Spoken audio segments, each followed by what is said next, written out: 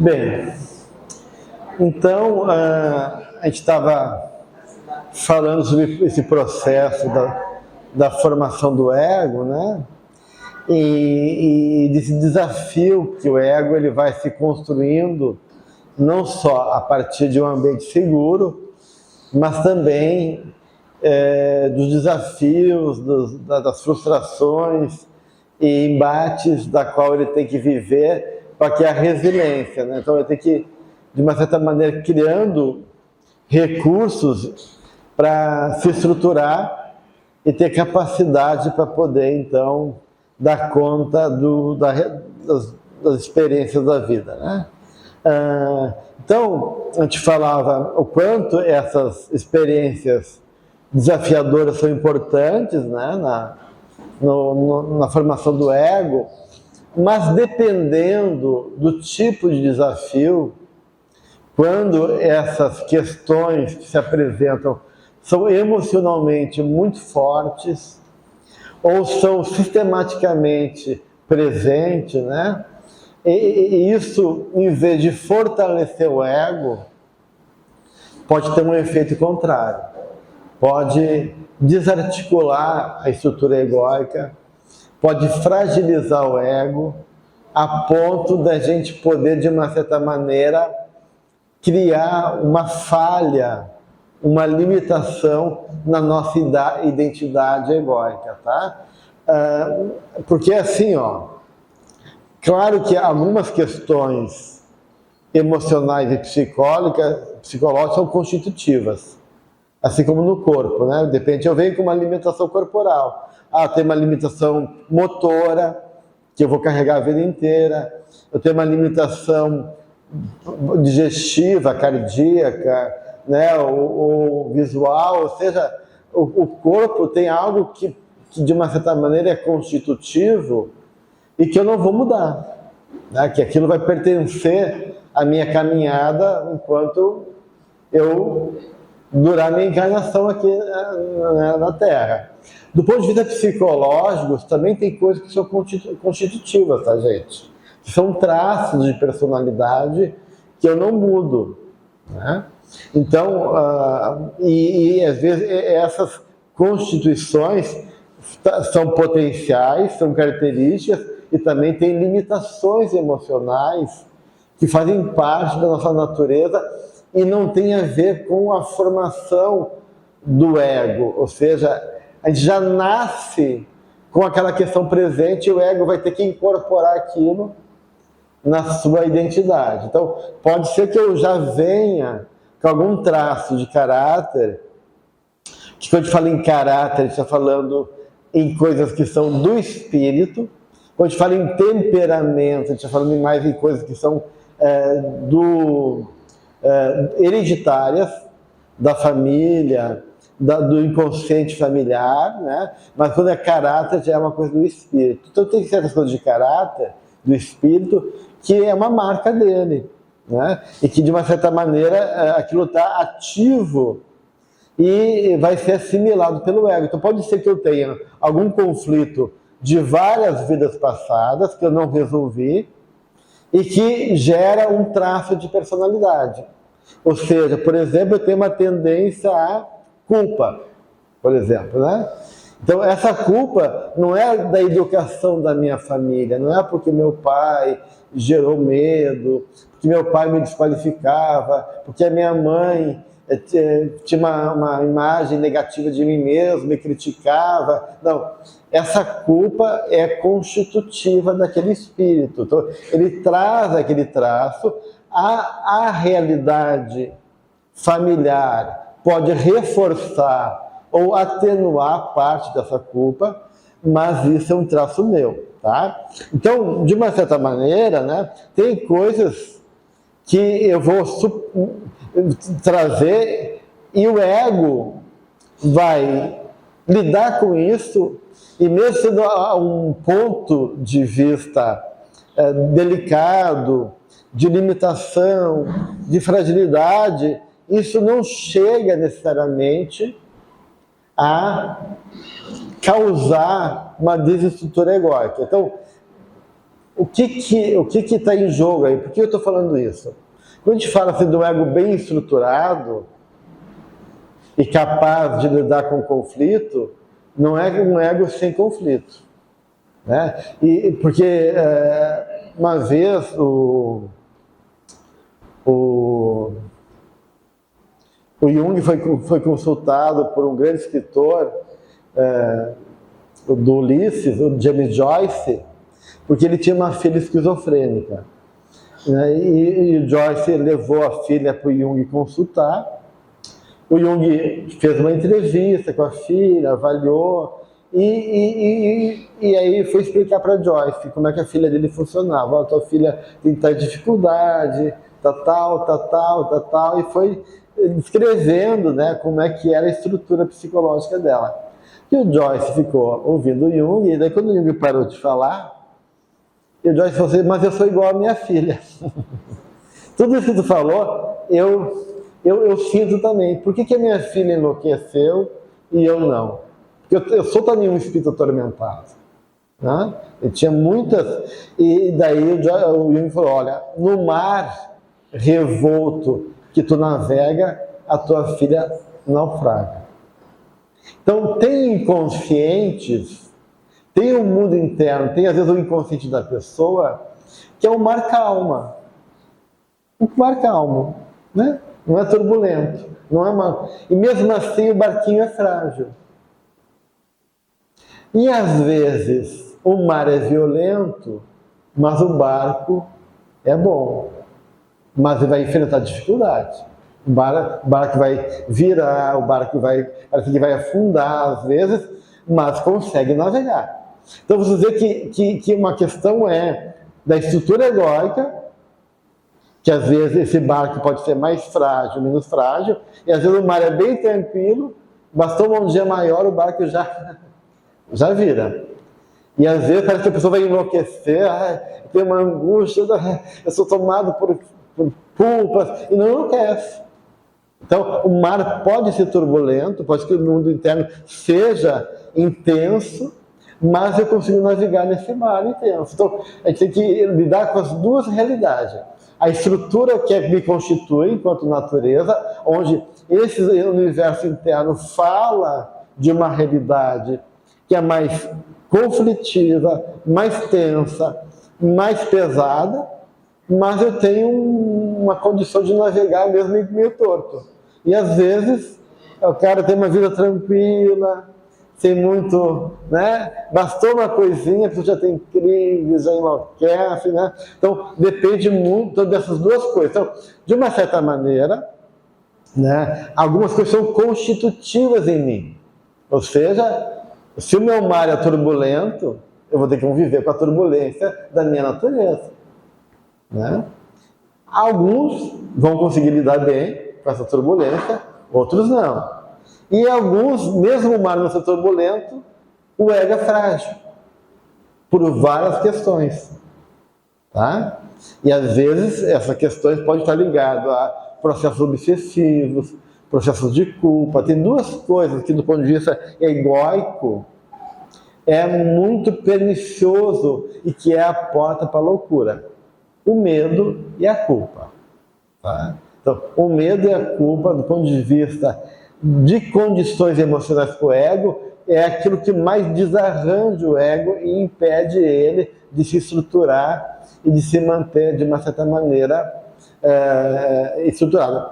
Isso é do ponto de vista do campo emocional. E quanto mais o ego foge dele, quanto mais rígido for esse ego, quanto mais inconsciente de nós sermos de nós mesmos, mais tensão e conflito e mais perigoso se torna também o processo da nossa estruturação egóica. Quanto mais a gente foge de nós mesmos, a gente mais vira as costas para a nossa realidade, mais cisão psicológica. E toda cisão gera conflito, a ponto de se tornar um conflito neurótico, ou seja, incompatível, né? Então, a nossa incapacidade de olhar para nós e de ser teimoso no ponto de vista do nosso ego também é um elemento complicador para a nossa vida psicológica, tá? Mas quando, de alguma maneira, né, nós temos então forças, né, que impele o ego para o crescimento, né? Então a gente tem uma força criativa, a gente tem um potencial divino, a gente tem recursos de outras vidas que a gente desenvolveu. Então, assim como tem forças que promovem o fortalecimento da nossa identidade, né? E a própria educação dos pais é importante. Ah, meu filho, parabéns, né? Pai te ama, pai acredita em você. Então, tudo isso são reforços emocionais que para a criança é importante ela poder ser reconhecida, ser valorizada, ser acolhida, ser amada e apaziguar e criar condições de dialogar com o passado dela, os impulsos negativos que ela traz.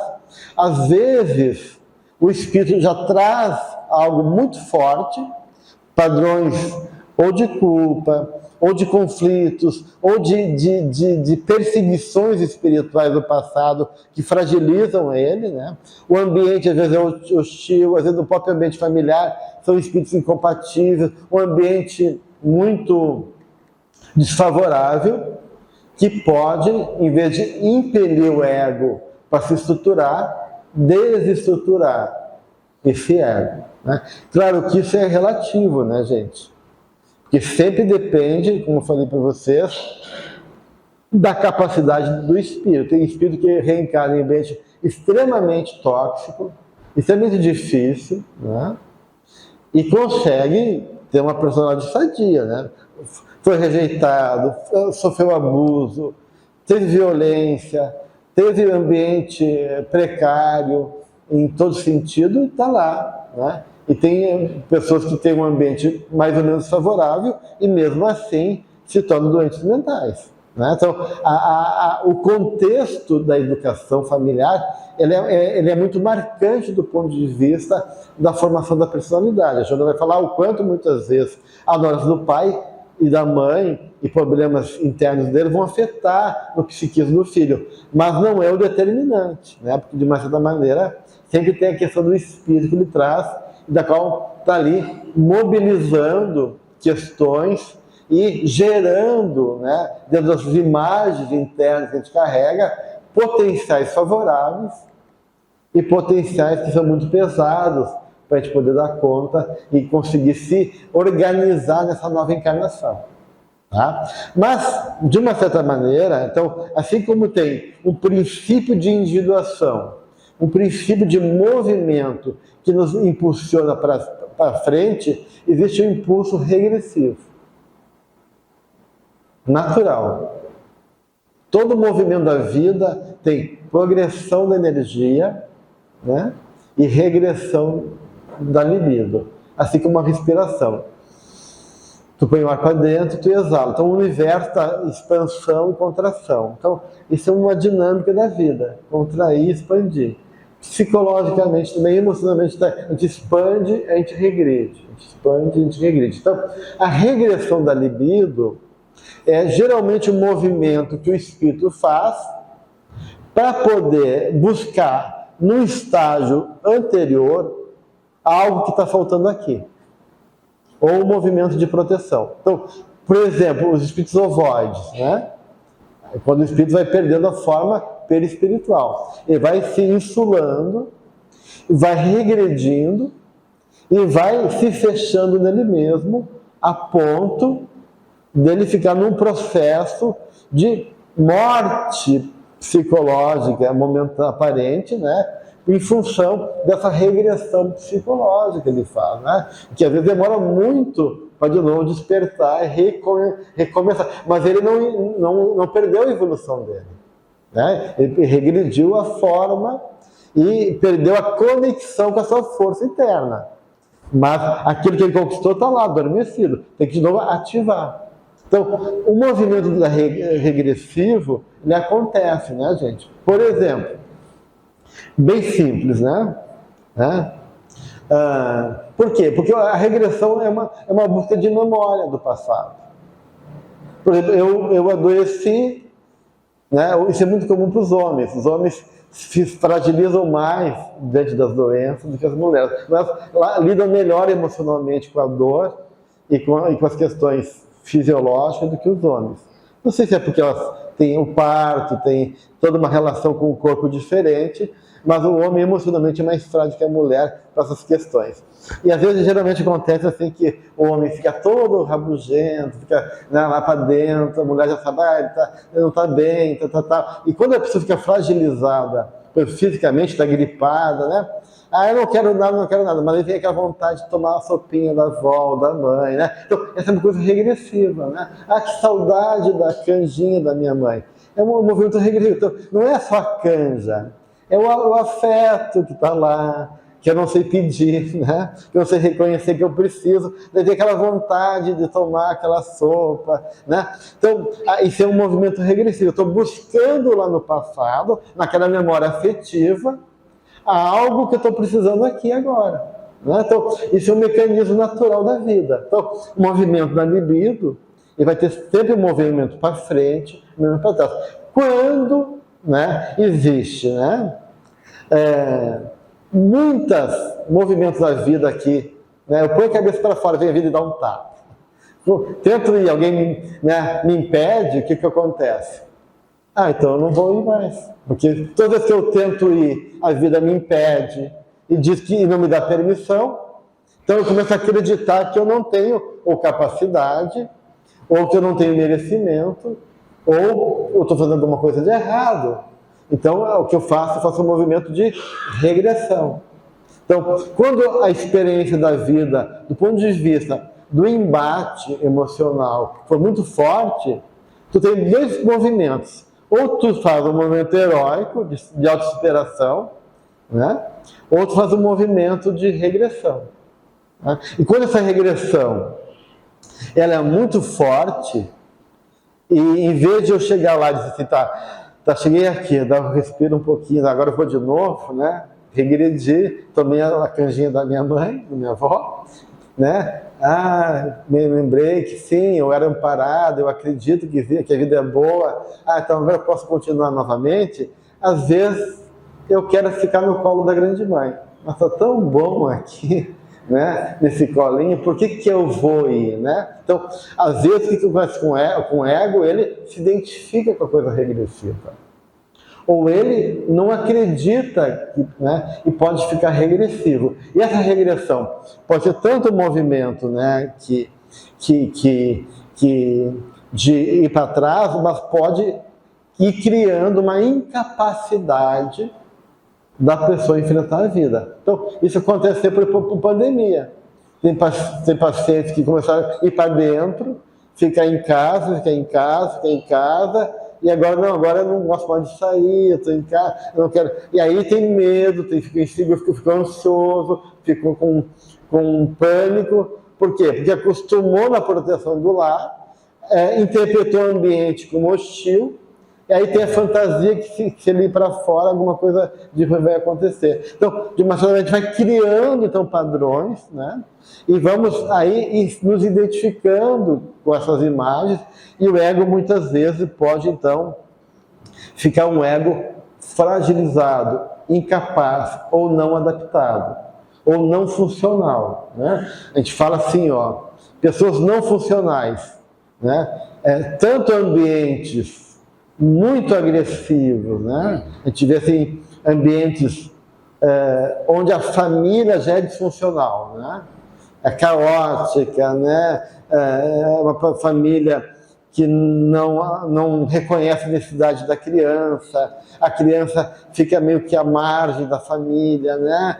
Tem violência, tem abuso, tem clima de hostilidade entre os pares lá, opressão, ou uma série de coisas que é uma família caótica, disfuncional, não tem hora para nada, tudo é um caos, não tem organização emocional, não tem organização na vida, a criança fica sem noção do que é o mundo, as coisas não são precisas, isso me deixa muito inseguro, o que eu confio, não confio, o que é certo, o que não é certo, isso vai dando um nó na cabeça da criança, isso pode gerar uma identidade, então, disfuncional, uma incapacidade de... Ou uma família muito rígida e estruturada, muito funcional, né? Mas pouco afetiva. Agora tem a hora do inglês, você é do inglês, vai para a academia, da academia vai, né? Você tem que comer tal coisa. E a criança tem tudo aquilo muito rigidamente estabelecido, mas onde ela não tem espaço para ser ela, para ser brincar, para ser olhada, e tudo é muito funcional. Isso também gera problemas do ponto de vista da estrutura egóica. Então,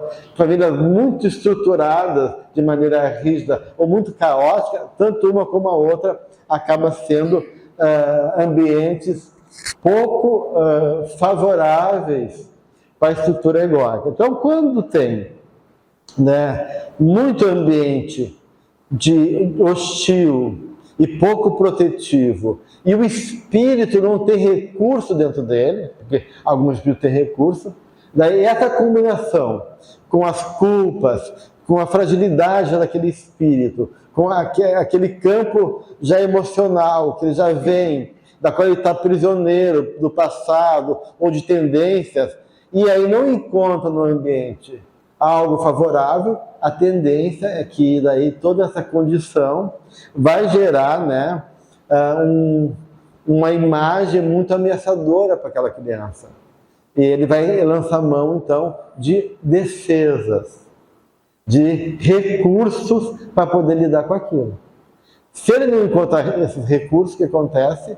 Ele vai adoecendo, a ponto ou de enlouquecer, ou a ponto de criar um transtorno de personalidade, outros tipos de patologia do ponto de vista mental, psicológico. Tá? Então, de uma certa maneira, vai ter egos que são ou muito frágil, ou muito limitado, e limitado pode ser muito rígido, ou hiperdefensivos. Né? Cria um padrão de defesa tão estruturado naquele jeito de ser, que ele não consegue se movimentar de uma outra maneira. Então, isso são processos que podem acontecer, né? E aí, de uma certa forma, né, são pessoas que ou criam esquemas internos, né, muito pobres, muito rígidas e às vezes de muito controle do ego. Porque às vezes eu tenho pacientes, né, que eles não conseguem relaxar. Né? Eles querem sempre estar à frente de tudo, controlando tudo, porque o controle é sinônimo de segurança. Ai, que medo de perder o controle. Né? Então tem que controlar para poder ter uma sensação de segurança, porque no fundo elas não confiam. Então o controle é uma compensação, é um esquema para poder tentar manter a vida suportável para ela. Né? E aí não consegue relaxar, fica um padrão neurótico. Né? Neurótico, controle, rigidez. Então, quanto mais eu tenho uma imagem de mim mesmo debilitada, fragilidade, mesmo que eu tenha recurso, mas se eu tenho uma imagem debilitada, eu vou me identificar com essa imagem e vou, de uma maneira, construir uma condição psicológica que é inadequada ou é limitada. Mesmo que o meu potencial não seja. Então eu posso ter uma imagem psicológica aquém da minha capacidade. Eu posso ser um cara que seja inteligente, eu posso ser um cara criativo, eu posso ser um cara sensível, eu posso ter potenciais, mas eu não acredito nisso, não consigo me ver assim. Então, a minha imagem egóica é inferior à realidade da minha natureza. Eu vivo aquém, porque eu fui construindo uma imagem de mim mesma que é limitada. Então, a gente chama disso de complexo de inferioridade, por exemplo, né? Ou o complexo do embusteiro, parece que tudo que eu faço é uma mentira, né? Porque não acredito em mim. Então, de uma certa maneira, ou o contrário, às vezes eu tenho um ego, né, possante, né, muito, né, grandioso, e a minha natureza não é lá grande coisa. Então eu investei, né? A gente chama de um ego inflado, né? Daquela pessoa narcisista, né? que acha que é melhor do que os outros, que é especial. Na verdade, não tem nenhuma consistência ali, mas ele tem um ego onipotente. Então tem um ego que se acha mais do que realmente é. Então há uma tendência da gente de se movimentar nesses dois lugares. Ou a gente se comporta menos do que é, ou se acha mais do que realmente é. Então, e os dois esquemas, né, falam de pessoas que criaram uma forma de se reconhecer e lidar com a vida a partir dessa autoimagem que ela foi construída, tá? Agora, quanto mais essa imagem tiver algum tipo de falha, né, mais eu vou lidar de maneira inadaptada ou incapaz em relação àquela realidade, tá? Por isso, né, gente, a mente determina a nossa realidade. A mente é tudo. A gente vê isso muito na síndrome de pânico. A síndrome de pânico é uma crise de ansiedade, a tal ponto que a pessoa tem uma série de reações, né? Sudorese, palpitação, sensação que vai enlouquecer, sensação que vai morrer, e é muito sofrido isso, né? Tanto é que muitas vezes a pessoa tem que entrar com medicação porque é uma experiência emocional de um sofrimento. Mas geralmente as pessoas que têm síndrome de pânico, elas são pessoas que têm um recurso emocional e habilidades internas boas, né? Não tem uma fragilidade egóica.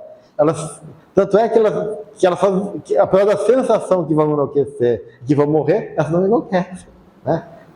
Mas a sensação que vai de ansiedade é tão grande que é muito sofrimento. Então, olha só como a gente se perde de nós mesmos. Porque na ansiedade a gente está brincando de medo, de não ser capaz. E quando a gente abre mão de nós mesmos, a nossa fantasia toma tal conta da nossa vida que parece que não vai realmente, que vai ser terrível, né? Uma crise de ansiedade, uma fobia de avião ou de um outro medo, né?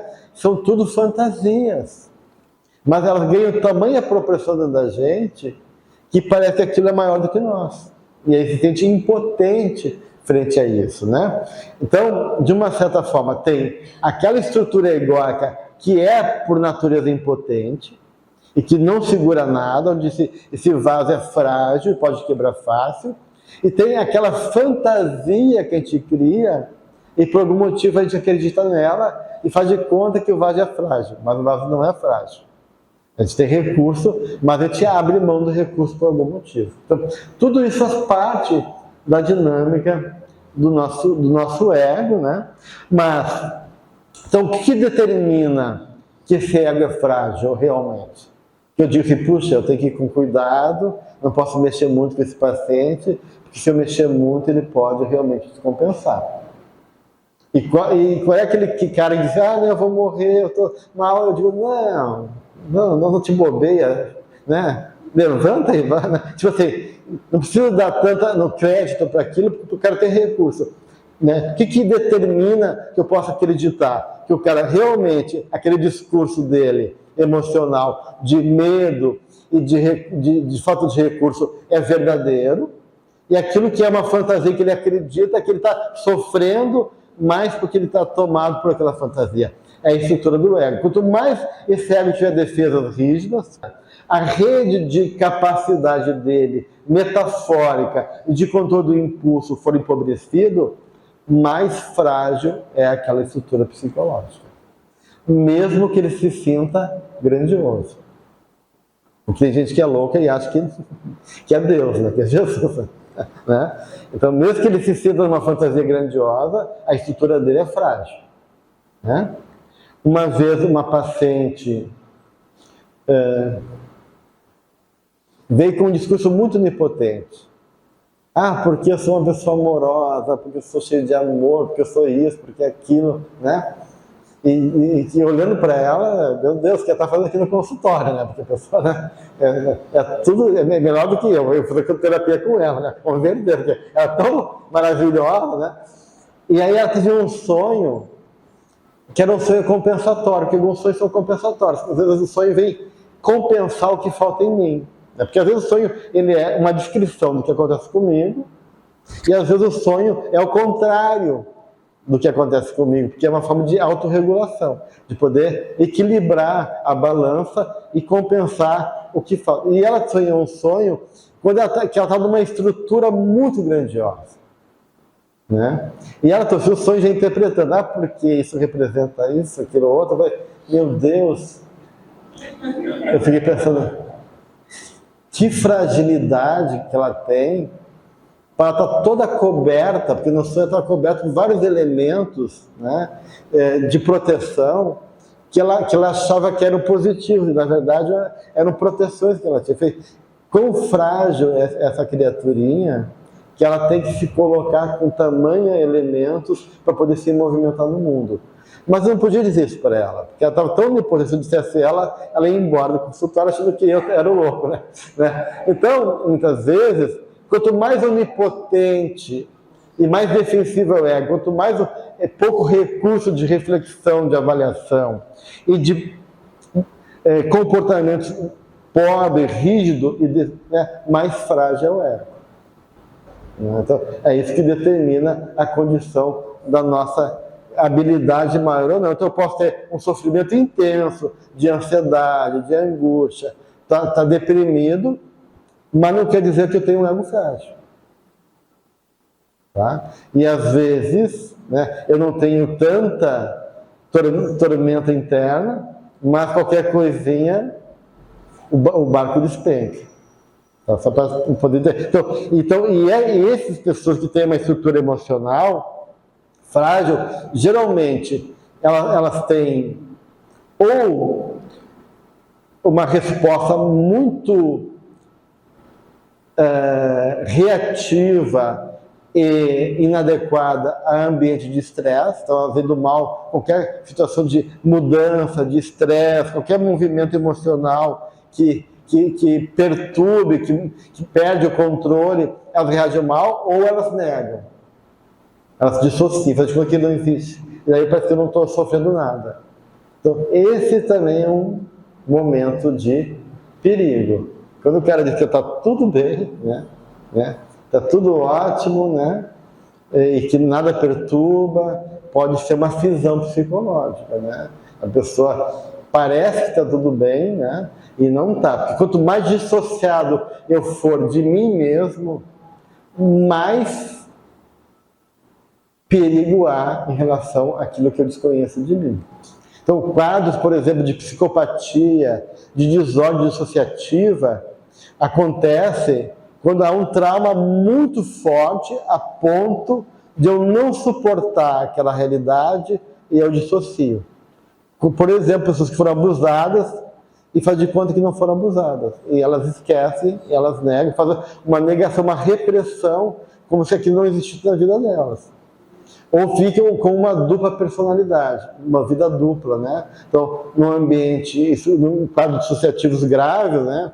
Que pode depois gerar comportamentos que é muito comum nos serial killers, aqueles caras que matam e parece que tem uma vida legal, cara, aquele rapazinho, ele me levava as cestas do mercado comigo, era tão gentil, né? Estavam lá e ele matou 7 pessoas, né? Então, mas como o fulano precisa ser tão tranquilo, tão legal, porque às vezes a vida dele está cindida, né? Tem um caso interessante de um documentário que eu assisti de um jovem que foi preso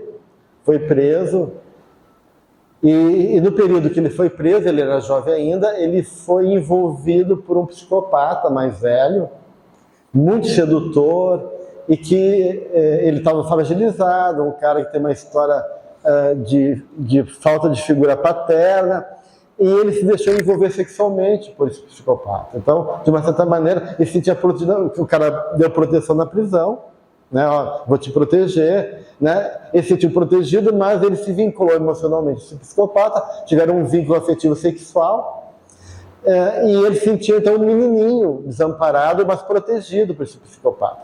Quando ele saiu da prisão, né, a orientação dele foi que ele não tivesse contato mais com o psicopata, porque esse pessoal só fragilizava mais ele. Parecia que ele estava protegido, mas no fundo o cara estava manipulando ele. Então foi orientado que ele ia sair da prisão, mas com a condição que ele nunca mais procurasse esse outro prisioneiro. Tá?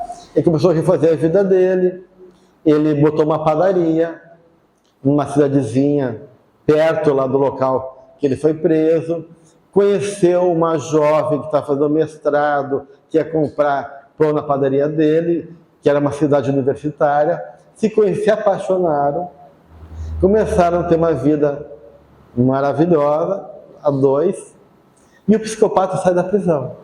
Nesse meio tempo, descobre ele e começa a tentar envolver ele.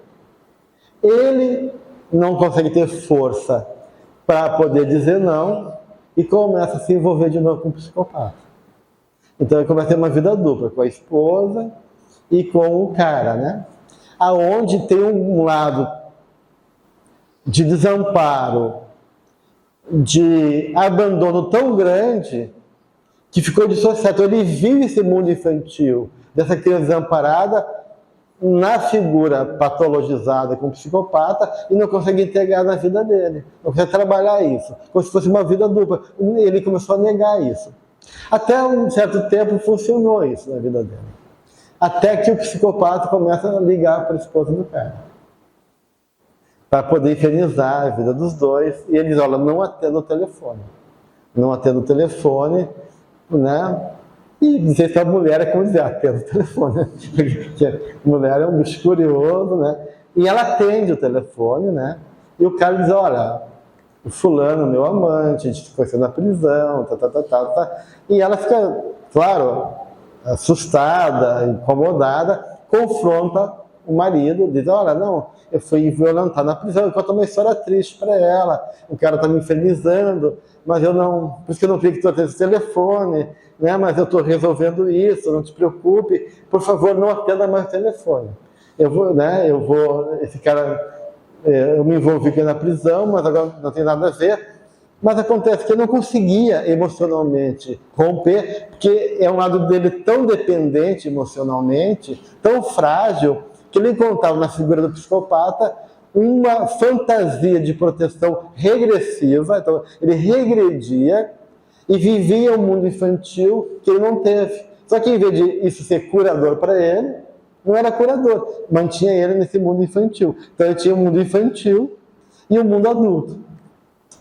E aí o que aconteceu? O cara continuou insistindo, ela confrontou ele, olha, o ele. Ele decidiu ficar com a esposa, mas não conseguia abrir mão do vínculo com o psicopata. O que aconteceu? Ela falou que então ia separar dele, ele começou a ficar violento com ela. Que tu é culpada, que se não tivesse feito isso, estava bem. Então, em vez de ele reconhecer que tinha uma fragilidade, que ele tinha uma incapacidade, tu é culpada de trazer à tona essa dor que eu não suporto. E me desarmonizar. E começou a bater nela, a aprisionar ela, os amigos começaram a ficar preocupados, e começou a ficar perturbado, e começou a ficar com comportamentos alterados, né? A ponto que chegou um momento que o psicopata começou a ameaçar os dois. E aí, ele não deu crédito pro cara, o cara incendiou a padaria dele. Quando o cara incendiou a padaria dele, ele não aguentou, e o que ele fez? Matou a esposa e matou o psicopata. E aí, claro, na medida que ele matou a esposa e o psicopata, ele começou então a se tornar um serial killer. Então a tendência é que ele não ia deixar de matar mais, porque a resolução que ele fez foi uma resolução de querer acabar com tudo, como suicídio, né? Tu acabar com a dor, com o sofrimento, eu não suporto o conflito, eu mato os dois. E aí eu começo a lidar com a vida assim. Então, de uma certa maneira, se ele não tivesse sido preso, talvez ele começasse a ter um comportamento de serial killer a partir disso. Então, quando há uma cisão de personalidade assim, né, a tendência é cada vez ficar cada vez mais dissociado, e isso vai gerando uma personalidade autônoma, separada, e tudo aquilo que não é vivido, integrado, começa a ser potencializado num nível absurdo, a ponto da pessoa agir desse tipo de comportamento, matar ou ter uma vida. Então, quanto mais doloroso para mim, quanto mais insuportável para mim for aquela realidade e eu dissociar, mais essa realidade ganha força dentro de mim e se opõe ao ego. Então, esse é o perigo dos processos dissociativos. E por isso que a espiritualidade, de maneira geral, né, fala da importância de tu integrar você, ou seja, não fugir de ti mesmo, de não evitar. Quanto mais tu vira as costas para a tua realidade, mais a sombra ganha em força dentro de ti. Tá? Então, agora, muitas vezes o ego realmente não tem capacidade de lidar com a sua realidade. Por vários motivos, esse ego ficou incapacitado. Daí tu vai ter que realmente aceitar que a gente tem uma condição de fragilidade extrema, e aí o processo é a pessoa viver dentro de uma condição mais limitada mesmo, porque eu não tenho naquele momento capacidade de enfrentar realidades mais difíceis, porque daí é uma questão realmente da estrutura egóica, né? Está em condições ou não de dar conta da realidade, né? Eu tinha um amigo em Porto Alegre que ele tinha um irmão que era muito embotado, o irmão dele, uma vida muito pobre, muito limitada, muito assim, digamos assim, em todo sentido não lia, emocionalmente muito assim empobrecido nas relações, e ele se preocupava com esse irmão dele, né? E um dia ele queria estimular o irmão dele. E aí uma entidade falou assim: meu filho, deixa teu irmão quieto, porque nessa encarnação ele veio com limitações importantes, porque é o momento dele poder dar uma trégua para ele e ter uma vida mais pobre, para poder ganhar fôlego para outra encarnação. Se quiser despertar muito ele para umas necessidades, estimular muito ele, isso vai desarranjar ele, em vez de ajudar ele. Então, tem a vidinha dele lá, ele está casado, com filho, aquela vidinha, né? Mas é a vidinha dele. Então, não mexe com ele, porque tu não sabe com o que tu está mexendo lá dentro, né? Então, muitas vezes, a gente quer estimular a pessoa vai para frente, se desenvolve, mas às vezes a pessoa realmente não tem muito recurso, né? Então, a gente tem que sempre avaliar, né, a capacidade, porque o processo, muitas vezes, de crescimento psicológico, né, como diz o nosso Bezerra lá na MEGS, passos pequenos, mas firmes, né? Então, não dar passos pequenos e firmes, querer dar um passo maior e não conseguir dar conta desse passo. Então, o importante é um trabalho constante, de elaboração, de busca de recurso, mas, né, respeitando o seu processo também psicológico e espiritual. Então, quanto mais... Então, umas grandes preocupações que nós temos em relação ao ego é a atitude unilateral do ego, né?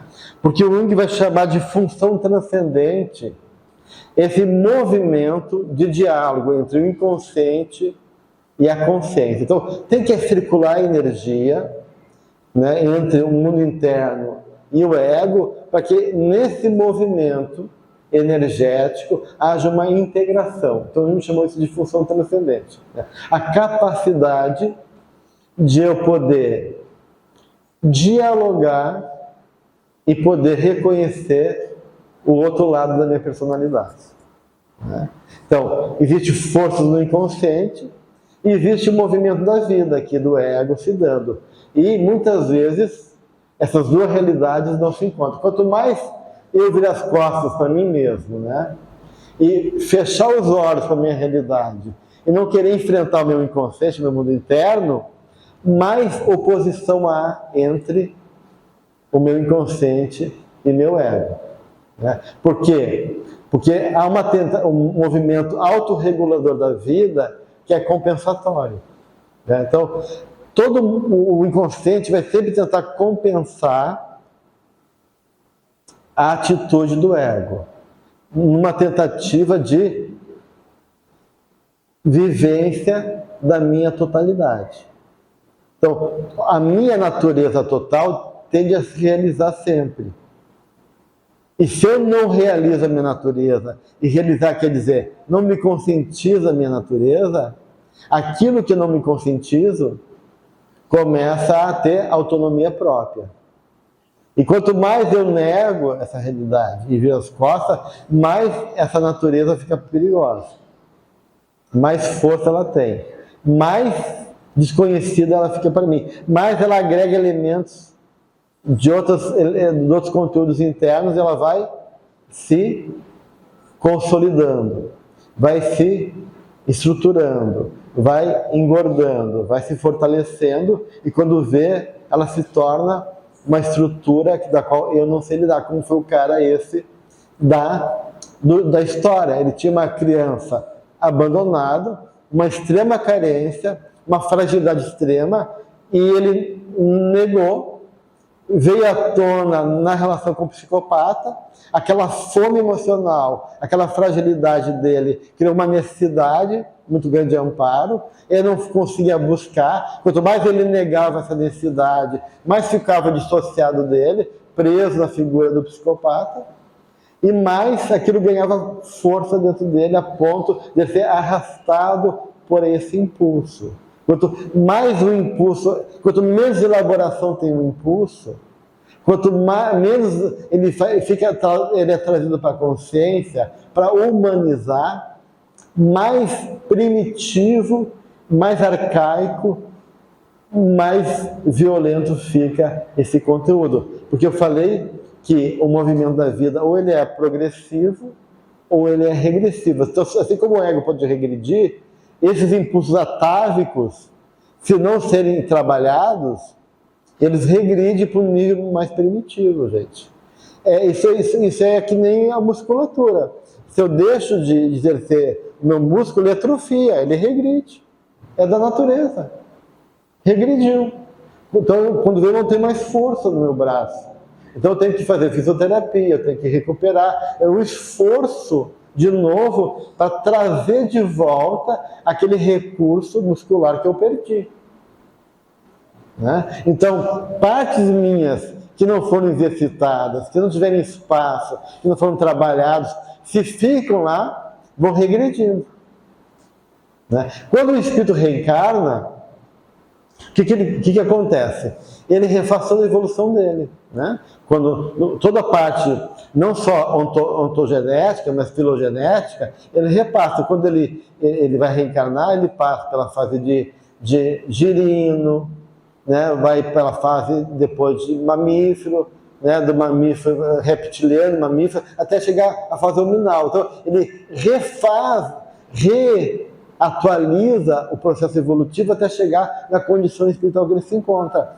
Emocionalmente também é a mesma coisa. Quando tu vai reencarnar, tu está lá na inconsciência dessa nova encarnação, e essas forças da alma têm que ser despertadas novamente. Né? Quando tu tem que se apropriar delas. Então, quando tem algum conteúdo mal resolvido, que de uma certa maneira, em vez de tu olhar para ele, tu evita, essa dissociação vai gerar então uma tensão, uma oposição. E quanto mais eu nego, mais oposição, mais conflito, mais tensão, até gerar isso que eu chamo de uma cisão neurótica, uma dissociação, que são os casos graves. Sim? Deixa eu tirar uma quantidade da energia Tá. Ficar parada aqui. Essa percepção que você falou desse rapaz, ele pode não ter tido, ele não despertou, ele como vai sentir que tem essa cisão? Ele pode ter consciência ou não ter consciência? Geralmente a pessoa não tem consciência da carga emocional, da dor, porque justamente é uma defesa essa dor. Então, de uma certa maneira, ele faz de conta que ele é capaz de ter uma vida familiar, ele é uma esposa, ele realmente amava aquela, né? Mas ficou encapsulado, ficou uma interdição, né? Uma parte minha, essas interdições emocionais são muito perigosas e geralmente acontece quando há uma experiência muito traumática. Uma parte da minha infância foi roubada de mim e eu não sei lidar. E aí, por não saber lidar, em vez de eu sofrer, de eu me lamentar, de eu elaborar, de eu reconhecer, eu evito olhar para aquilo. Isso é automático? É automático, é um processo interno, né? Um processo inconsciente. A pessoa, né? Então, essa cisão faz com que aquilo forme uma outra personalidade. Por isso que o psicopata, ele tem duas personalidades, está cindido, né? Tem uma personalidade que quando vem, assume o controle e age acima da vontade do ego, né? Então, por isso que essa dissociação, qualquer processo dissociativo, qualquer atitude unilateral do ego é perigoso. Justamente é uma parte minha que fica não reconhecida, e por não ser reconhecida, ela vai ganhando autonomia, vai formando um outro eu que tem uma força emocional, uma ferida tão grande, que quando ele arrebenta o ego, ele supera. Porque, na verdade, não é nós que temos o complexo que nos possui. Ele que nos toma, né? Eu tinha tomado por um complexo, eu perdo o controle daquela realidade. E, nesse caso, a falta de controle é maior ainda. Ou eu faço um falso eu. O falso eu é quando eu crio uma estrutura de um ego que é frágil, mas cria uma imagem falseada de mim mesmo, uma persona rígida, uma persona grandiosa, para esconder a minha fragilidade. Então, eu crio esse falso eu, e por ser um falso eu, que no fundo eu tenho medo de encontrar minha limitação, fragilidade, eu evito qualquer situação que possa me colocar em confronto com a minha fragilidade, com o meu medo. E aí eu estou sempre vivendo, reforçando esse falso eu e, com isso, impedido de contatar com minhas dores, com minhas dificuldades, gerando também essa cisão perigosa. Então, toda vez que o ego age de maneira muito extrema, num movimento muito polarizado, uma força contrária cresce do outro lado em oposição à atitude do ego. E quanto mais unilateral, quanto mais eu reforço isso, mais a compensação é por oposição. Isso acontece nos sonhos também, né? Por exemplo, né? Por exemplo, eu sonho que sou humilhado. Eu sonho que talvez é uma compensação, uma atitude muito onipotente minha. Eu acho que sou muito bom, eu tenho um falso eu, achando que sou muito legal, e o sonho mostra que eu não sou tão legal assim. Né? Então, uma compensação. Então, o sonho tem que compensar essa imagem grandiosa e falsa de mim mesmo. Ou ao contrário, eu me sinto inferior e sonho que sou um super-herói, eu sonho que sou um rei, eu sonho que estou sendo, né? Porque o sonho está me mostrando que eu não sou toda aquela imagem inferior e negativa que eu penso que eu sou. Então, há uma tendência do inconsciente compensar num jogo de autorregulação entre a vida. Assim como existe uma homeostase da temperatura, a gente está aqui, o meu corpo tem que resfriar frente ao calor, então eu vou suar. E o suor é uma forma de equilibrar a temperatura entre a temperatura interna e externa. Então, há uma autorregulação corporal. No psiquismo também é uma autorregulação. O psiquismo vai buscar a forma de autorregular os processos para tentar equilibrar, porque a vida sempre é uma tentativa de harmonizar, equilibrar em favor do meu processo evolutivo. Só que se eu não sei fazer isso, a vida vai tentar de um jeito desengonçado, né? O inconsciente vai tentar do jeito dele. E eu não consigo reconhecer, escutar, então eu não consigo tentar, não sei qual é o movimento que o mundo interno está fazendo. Em vez de eu fazer uma boa leitura do meu mundo interno, eu faço uma má leitura, ou não quero reconhecer. E isso que torna aí um processo mais complicado. E em algum momento, né, esse falso eu vai ter que entrar em colapso. Então, a gente chama do colapso da pessoa, porque se eu fico mantendo esse falso eu, a tendência é que não haja crescimento psicológico. Só que o colapso do falso eu é muito doloroso, é muito ansiogênico, porque gera desorientação. Tudo que eu acreditei agora não é verdade, eu me sinto desorientado, eu me sinto fragilizado. Então, tem momentos de crise, de mesma meia-idade, né, que põe em xeque padrões que eu vivi até ali, né, que chama de metanoia, né? O que está embaixo quer vir para cima, e o que estava em cima caducou, não tem mais serventia. Então, há um movimento de crise existencial, metanoia, que é uma tentativa de quebrar aquela imagem que eu estou acostumado, para que eu possa reconhecer novas necessidades ou realidades que até agora eu não percebia como sendo parte de mim mesmo, né? Então, tem esse movimento todo. Então, só que, se por um lado o falso eu tem que entrar em colapso, por outro lado, se esse falso eu colapsar e eu não tiver estrutura, eu realmente aí fragilizo e pode ser muito perigoso. Então, essa é uma luta também entre a minha capacidade de poder abrir mão do controle e entrar em contato com a minha vulnerabilidade, com a minha limitação, com as minhas dores, e a capacidade de realmente dar conta desse confronto e suportar essa vulnerabilidade e essa dor. Então, isso sempre é um processo delicado, né? Porque é um momento de morte psicológica para o renascimento. Mas nem sempre a pessoa consegue fazer essa passagem e pode ficar no meio do caminho.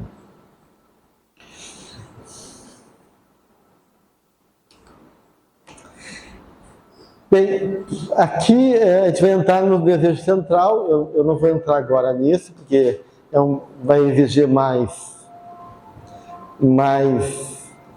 reflexões da nossa parte, né? Que horas é o nosso intervalo? Meio-dia? Então, temos 5 minutos para terminar, né, o nosso horário, né, Tem alguma pergunta em relação ao que a gente conversou até agora? Deixa eu perguntar uma coisa. Sim.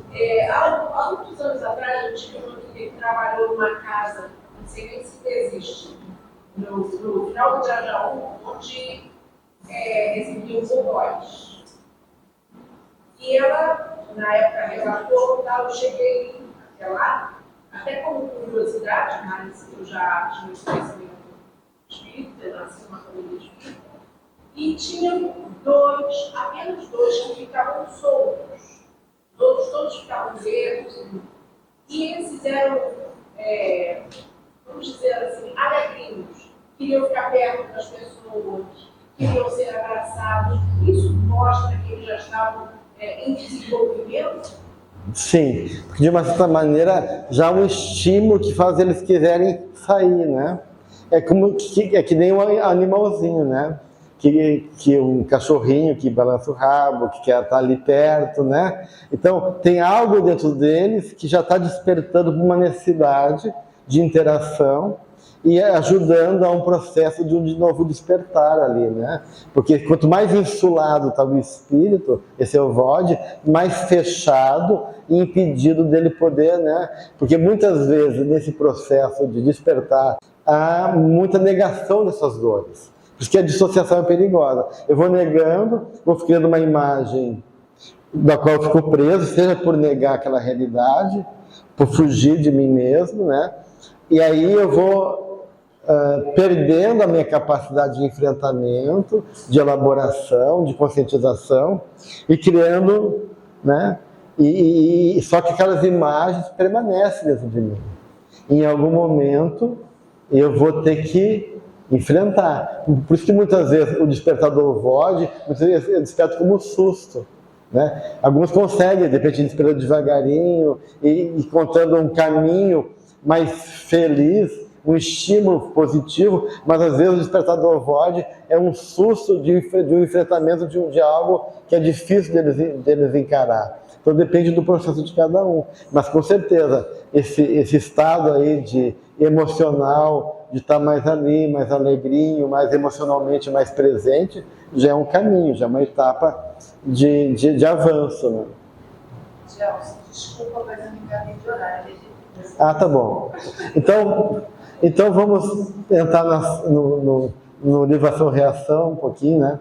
Uma das coisas importantes do processo psicológico é aquilo que o André Luiz chama do raio do desejo, o desejo central, que o Manuel Filomeno de Miranda também fala, né?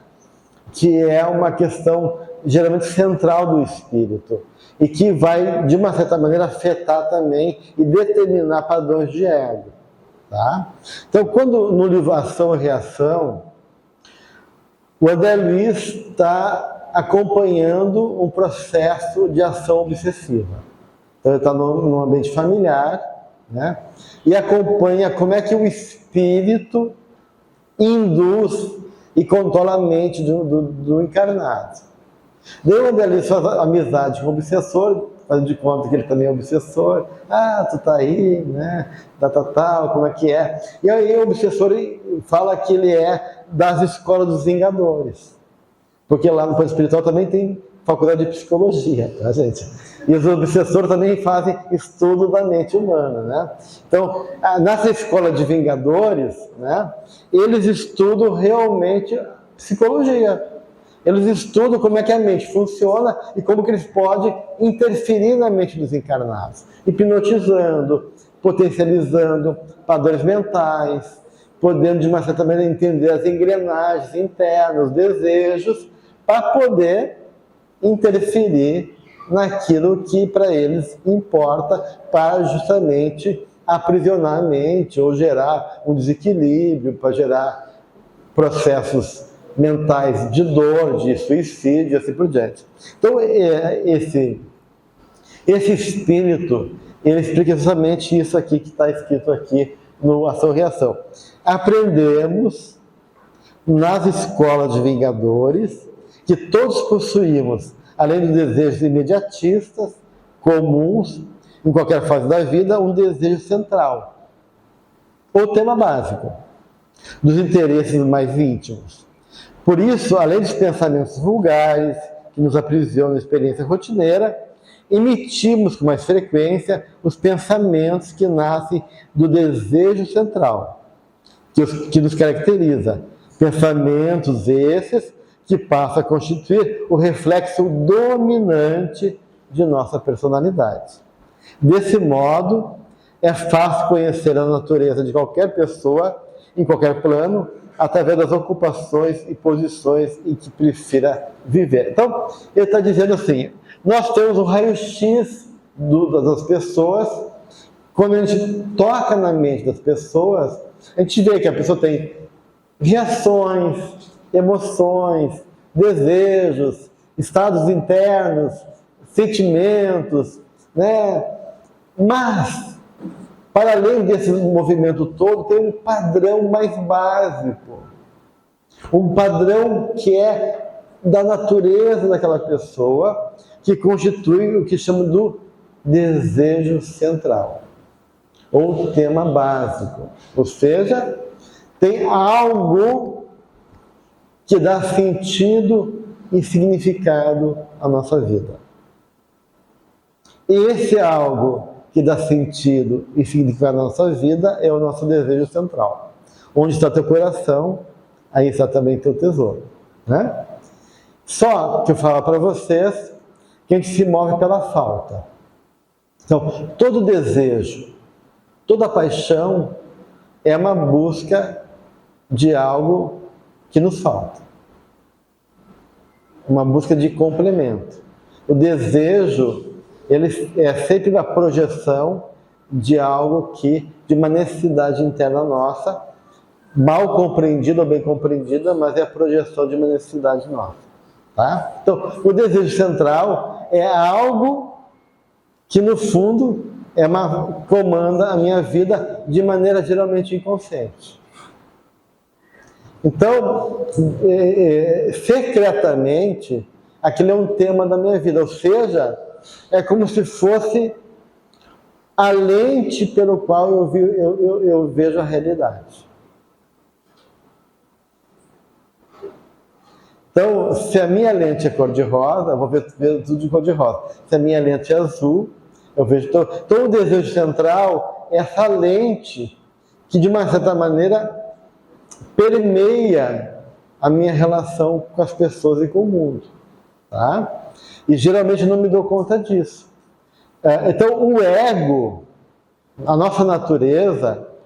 Além de ter os conteúdos internos do nosso passado, eu tenho atrás de mim vários assassinatos, eu tenho atrás de mim aborto, eu tenho atrás de mim abandono, eu tenho atrás de mim raiva de alguém que me fez mal. Então eu tenho conteúdos emocionais de coisas que eu vivi e que estão ainda vivos dentro de mim. São conteúdos emocionais, conteúdos de experiências que eu vivi, conteúdo de fatos que de uma certa se transformaram então em condições psicológicas, né? Porque a gente criou valores e condicionamentos, e interpretou esses fatos e construiu então uma experiência psicológica daquilo, e eu carrego como conteúdo. Mas além do conteúdo, eu tenho o quê? Um funcionamento. E às vezes o mais importante é o funcionamento da pessoa do que o conteúdo. Porque o conteúdo, por mais violento que seja, se o meu funcionamento for adequado, você lidar com aquele conteúdo. Mas se o meu funcionamento não for legal, eu não vou saber lidar com aquilo. Então, mais do que, eu quero entender meu passado, o que eu fui lá. Isso eu posso entender o meu passado tudo, né? Tem pacientes que vêm com tudo na cabeça, porque uma amei de mais, uma amei de menos, que na outra vida aconteceu isso, sabe tudo, mas não quer dizer que isso transforma, né? Porque isso primeiro, tu tem que contatar com as emoções para transformar, e segundo, tu tem que saber como é que tu assimilou esse conteúdo e lida com esse conteúdo, que é o funcionamento. Então, quando o paciente ele conta uma história para nós, a gente não está muitas vezes preocupado com a historinha triste do paciente. Não que aquilo não é importante, e não é, em algum momento a gente não se ocupe daquilo. Mas para além da história que ele está contando, para nós é mais importante como ele conta essa história. Porque como ele conta a história é a verdadeira imagem que ele tem dele e do mundo. Porque às vezes a pessoa conta a história que ele quiser. Muitas vezes, eu já peguei paciente, por exemplo, irmãos que têm a mesma mãe, mas a história que eles contam da mãe é totalmente diferente, né? Porque a minha mãe era maravilhosa, coitadinha, se entregava, se sacrificava. E a outra, porque a minha mãe era terrível, tinha um descaso. São narrativas, e nenhuma é verdadeira, ou as duas são verdadeiras, né? Então, uma história, uma coisa é a tua história que tu conta, que é a tua versão. Porque a gente não pode acreditar na história do paciente. Porque meu marido, ele me isola, porque o marido... porque a minha mãe, porque meu chefe... Não, isso é a forma como tu vê, como tu sente, mas o sentimento é teu. E o fato de tu sentir não quer dizer que aquilo seja a realidade. É como tu vive aquela realidade. Né? Então a pessoa, por sentir assim, acha que aquilo é uma verdade. Porque eu me sinto desprezado pelo fulano. Mas não quer dizer que eu sou despreze. Talvez eu tenha um sentimento de inferioridade e me sinto desprezado muito facilmente pelos outros. Então o problema não é a atitude do outro, é o meu sentimento de me sentir humilhado ou incapaz e assim por diante. Então, de uma certa maneira, Primeiro, nós temos que ser responsáveis pelo nosso sentimento. A gente não pode culpar o outro pelo sentimento que a gente tem em relação ao outro. Ah, mas o outro me feriu, mas o outro foi rude comigo. Tudo bem, mesmo que ele tenha sido inadequado, porque as pessoas são inadequadas às vezes, o sentimento é meu. Eu reagi assim, porque eu posso sentir pena, eu posso sentir compaixão, eu posso sentir raiva, posso sentir medo. Então o sentimento é meu, não é o outro que está provocando isso em mim. Esse é eu que estou lidando, mesmo se a pessoa é inadequada. Então a responsabilidade pelo sentimento é minha, porque fala da minha forma de lidar com a vida. Então, e além do sentimento ser meu, a forma como eu vejo o mundo também é minha. Né? Então, muitas vezes, por trás da história do paciente, tem esse como. E esse como eu vivo, como eu conto, aparece o desejo central. Tá? Então, por exemplo, vou dar um exemplo para ficar mais claro. Vamos pegar um exemplo, deixa eu ver aqui. Uma pessoa chega na consulta e vai contar de uma viagem que ele teve na sua semana. Eu fui para o Rio de Janeiro, dar uma conferência lá. E a pessoa conta o que ela sente, né? Como ela não conta sobre. As pessoas não contam, vi tal coisa, tinha tal coisa. Foi terrível, foi maravilhoso. As pessoas falam de si, né? O ego tende a pegar para si e interpretar a experiência a partir das suas questões e suas necessidades. Então, a pessoa conta, fui viajar lá com a família toda semana lá para Petrópolis, né? Para a Serra Carioca, né? Ou para os lagos do Rio, né? Daí o cara diz, foi terrível, porque daí, né, furou o pneu e aí não tinha ninguém para consertar, sempre sou eu mesmo, e aí eu fiquei lá no sol, naquele calor do Rio de Janeiro, né? E o pessoal lá no barzinho tomando cerveja, e eu atrás do tal de pneu, ele conta aquela desgraça dele, né? Daí, na outra semana, ele conta que teve uma reunião na firma dele.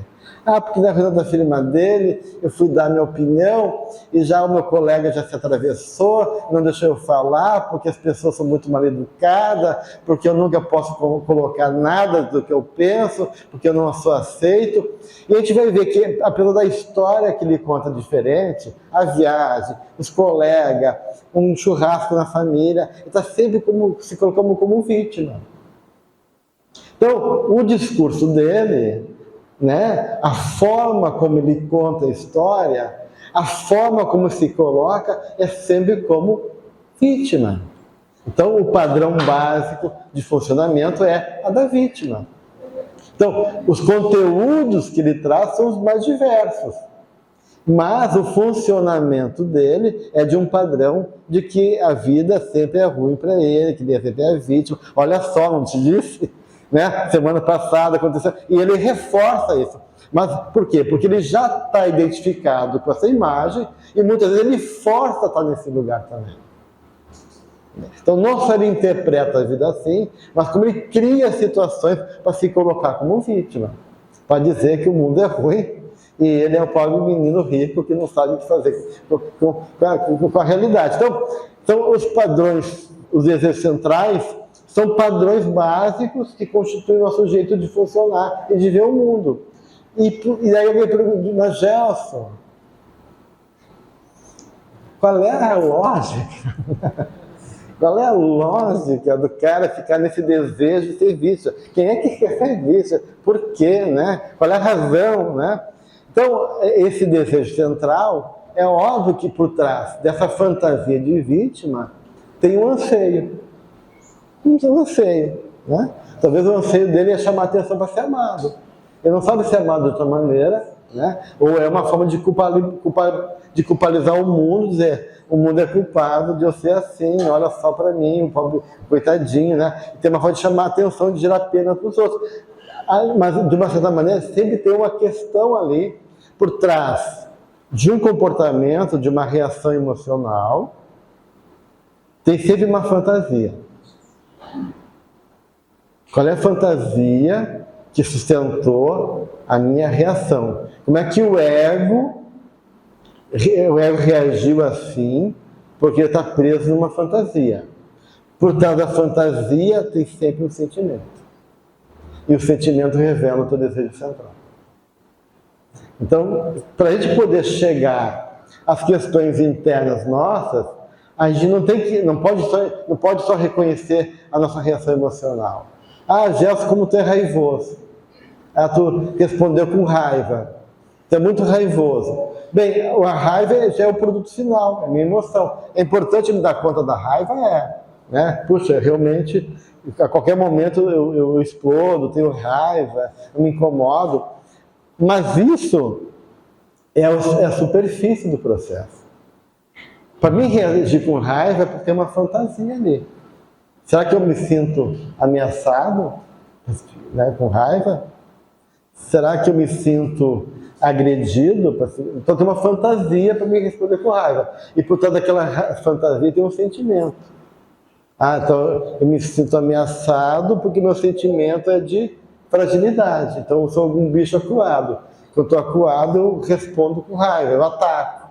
Então eu estou sempre sentindo, né, acuado pela vida, e por isso eu sou raivoso. Então a gente tem que entender, na dinâmica psicológica, não só a reação emocional, mas a cadeia psicológica da qual o ego está preso, que faz ele reagir daquela maneira. Para tu chegar nisso que o André Luiz fala do desejo central. E daí, se tu reconhece o desejo central, tu tem um insight maravilhoso, porque os obsessores sabem. Se a gente não sabe, a gente sai perdendo nessa partida. Porque eles nos conhecem, né, melhor do que a gente. Então eles vão tocar justamente nesse ponto cego da gente. Então, o nosso desejo central é um aspecto fundamental da nossa dinâmica psicológica, né?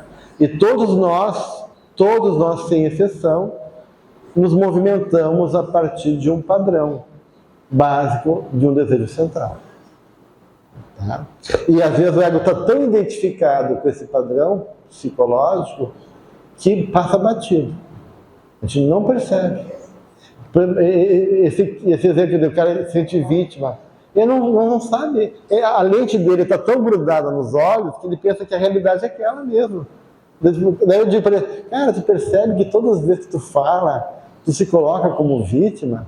Eu? Não, onde? Não. Ou ele vai justificar, ou ele não vai conseguir se reconhecer. Mas vítima por quê? O mundo que, né? Mas eu não fiz nada, não tive, ou ele racionaliza, não, mas eu sou, claro que eu sou vítima, olha só, né? E acho que o mundo, que ele não é o agente desse lugar, que não é ele que criou, né, esse desejo, essa base psicológica a qual ele se situa. Ele acha que o mundo gera isso. Então, essas questões são muito complexas e delicadas, e muitas vezes a gente não consegue ter consciência do que se passa nesse padrão de funcionamento. Por isso que é bem importante não só reconhecer os conteúdos, né, porque às vezes o conteúdo de algo revela outra realidade. Por exemplo, às vezes tem conteúdos sexuais, desejos, fantasias sexuais, mas os elementos que estão envolvidos não são de caráter sexual. Às vezes tem conteúdo de caráter religioso, né, fantasias religiosas, e aquele conteúdo revela talvez desejos sexuais, né? Porque a sexualidade e religiosidade são aspectos da mesma moeda, do ponto de vista arquetípico, que é o arquétipo da comunhão. Então, tu transita entre uma polaridade e outra muito facilmente. Então, muitas vezes, o conteúdo vem de uma forma e eu estou preso naquela forma, mas o significado e o sentido daquele conteúdo não tem a ver com aquela forma. Tá? Então, a natureza da gente é muito... tem um texto da alquimia grega que eu vou contar rapidamente para você ver isso como é interessante. Apesar de ser alquimia grega, é um texto que remonta ao Egito, porque toda a alquimia começa no Egito, né? E onde tem Ísis, a deusa Ísis, da mitologia grega, na mitologia egípcia, quer dizer, ela está à busca do segredo do ouro e da prata. E aí, então ela está buscando os anjos porque ele sabe o segredo, né? E tem um anjo que está possuído de desejo por isso, ele quer possuir sexualmente isso. E diz, Ísis, eu estou com desejo de você, tu pode me saciar o desejo? E aí ele pergunta, antes de dizer sim ou não, eu quero perguntar, tu tem o segredo do ouro e da prata? Para a gente negociar, de repente. Daí o anjo falou, não, isso que tu quer, não é qualquer anjo que tem essa informação, só os serafins, os anjos de uma envergadura muito maior, eu sou um anjo pequeno, então essa realidade não me pertence. Então nada feito, ela disse, né? Pode sair fora. Daí ele falou, mas tem um anjo, um serafim, né, um dos anjos, que te deseja também. O nome dele é Minael. E o Minael vai te procurar então no sol do meio-dia. Então você vai saber que é ele, porque ele vai chegar no sol do meio-dia e vai ter um jarro na cabeça. Daí tu vai saber que é ele e ele também tem interesse por ti. O anjo vai embora. No outro dia, ao meio-dia, aparece então, né, aquele ser, né, com um jarro na cabeça, e ela sabe que é um anjo, que é Minael, e o Minael diz que está tremendo de desejo por ela, quer possuí-la, né? E ela pergunta, por acaso, tu tem o segredo do ouro e da prata? Ele diz, tenho e posso te revelar. Aí começa o texto alquímico, ele pede para ela jurar, tal. E aí começa toda uma série de elementos introdutórios para ele revelar, então, depois como é que é o segredo do ouro da prata. Que não vem o caso a gente se ocupar aqui, só essa partezinha, para a gente poder interpretar psicologicamente, né? Então, como é que a gente interpreta isso, né? O anjo representa um conteúdo espiritual, divino, arquetípico, algo precioso, né? E que a forma da pessoa fazer consciência desse conteúdo, que é o segredo do ouro e da prata, então algo precioso, algo de muito valor, é através do impulso sexual. Então, nem sempre o impulso sexual é genuíno. Às vezes é o caminho que o inconsciente tem para despertar a consciência para algo de valor.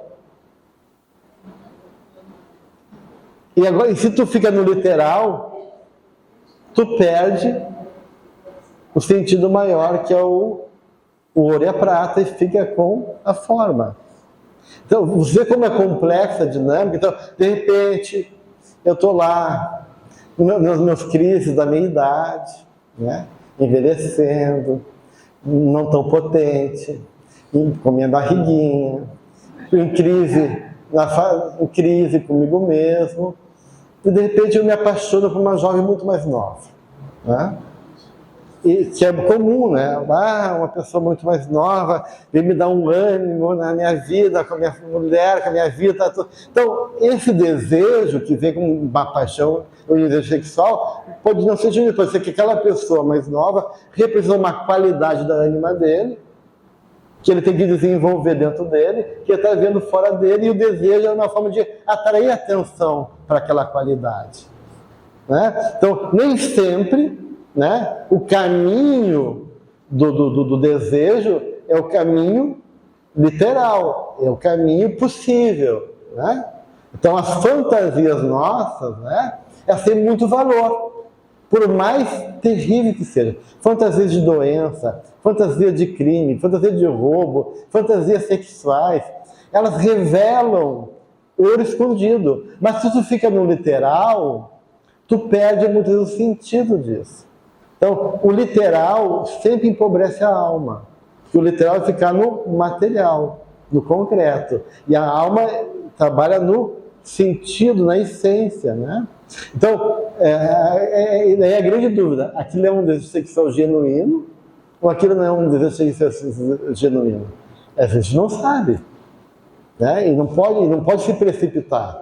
E tem que olhar, tem que avaliar, tem que amadurecer para ver se realmente é a minha relação que está em crise e realmente tem questões ali que não sustentam mais, ou é algo que eu estou vendo lá, de algo que é uma projeção de algo interno em mim que eu tenho que olhar. Então, essas questões psicológicas, isso vale tanto em relação àquilo que nos cativa, que nos atrai, como aquilo que nos dá repulsa, aquilo que nos incomoda.